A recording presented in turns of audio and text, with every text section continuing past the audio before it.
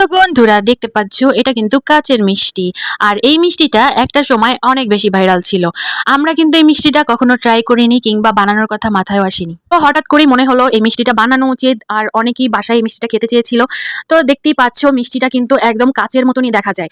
আর এই মিষ্টিটা বানানো হয় সাবুদানা দিয়ে। সাবুদানাটা একদম সুন্দর করে ভিজিয়ে তারপর ওটাকে মথে মথে সুন্দর করে বানানো হয়। এটা কিন্তু আমার আপু বানিয়েছিল। তো তোমরা যারা তার সাথে অ্যাড আসো তার পেজে এই ভিডিওটা দেখতে পাবা।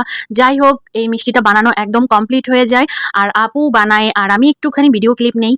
তো আমরা ভিডিও করার সময় ভাবতেছিলাম যে কখন খাবো, এটা কিন্তু সার্ভ করে নিচ্ছিল আপু। আর আমি একটুখানি ভিডিও নিচ্ছিলাম, দেখতেই পাচ্ছ। বন্ধুরা তোমরা কারা কারা এই মিষ্টিটা ট্রাই করছো, কারা কারা ট্রাই করো নাই, অবশ্যই কমেন্টের মাধ্যমে জানাবা। আর ট্রাই না করলে আমি বলবো একবার হলেও ট্রাই করা উচিত। ভাই খেতে কিন্তু মন্দ লাগে না, বেশ ভালোই লাগে।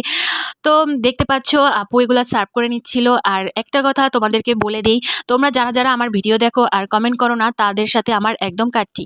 অবশ্যই ভিডিও পুরোপুরি দেখে একটা সুন্দর কমেন্ট করে জানিয়ে দেবা যে তুমি আমার ভিডিওটা দেখেছো। তাহলে আমাদের বন্ডিং আরও বেশি ভালো হবে। তোমার ভিডিও আমি দেখবো, আমার ভিডিও তুমি দেখবা। তাহলেই তো আমরা একে অপরের ভিডিও দেখলে এগিয়ে যেতে পারবো। যাই হোক, এই যে দেখছো আপু একটু দেখাচ্ছিল কেমন কাচের মতন মিষ্টি। ভাই এটা মুখে দেওয়ার পর একটু রাবারি রাবারি টাইপের, কিন্তু এটা যখন ফ্রিজে রাখবা, ফ্রিজে রাখার পর এটা শক্ত হলে পরে মজা লাগবে। তো যাই হোক, এটা যদি কখনো বানাও তোমরা অবশ্যই ফ্রিজে রেখে ঠান্ডা করে তারপর খাবা, কারণ এই টাইপের তো ফ্রিজে রাখলে একটু বেশি মজা হয়।